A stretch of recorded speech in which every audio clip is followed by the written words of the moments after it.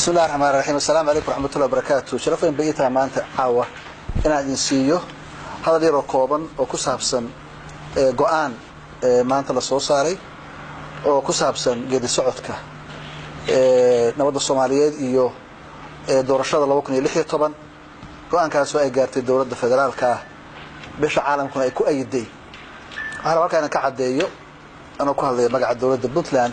in go'aankaas uu yahay go'aan annagu aan aqbalin كمدحوين أهانا وأيسن أهين وحا إيسو وكيشين ذكر بوتلان ذكر بوتلان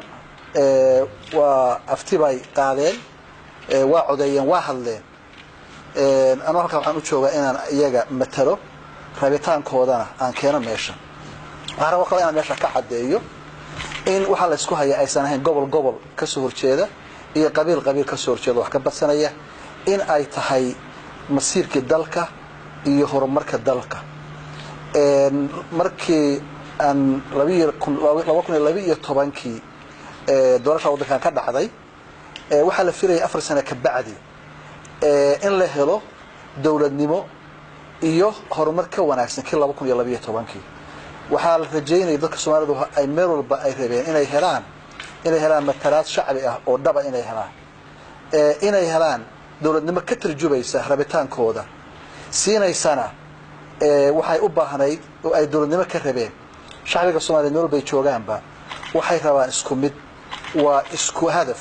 waana isku baahi waxay rabaan nabadgelyo waxay rabaan deganaansho waxay rabaan inay helaan caafimaad wanaagsan iyo waxbarasho wanaagsan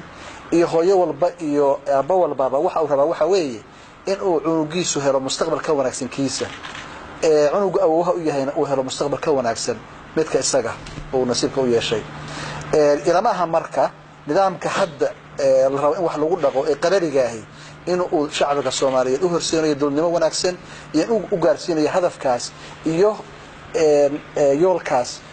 ay tiigsanayaan ma aha mid u heelinaya mana aha mid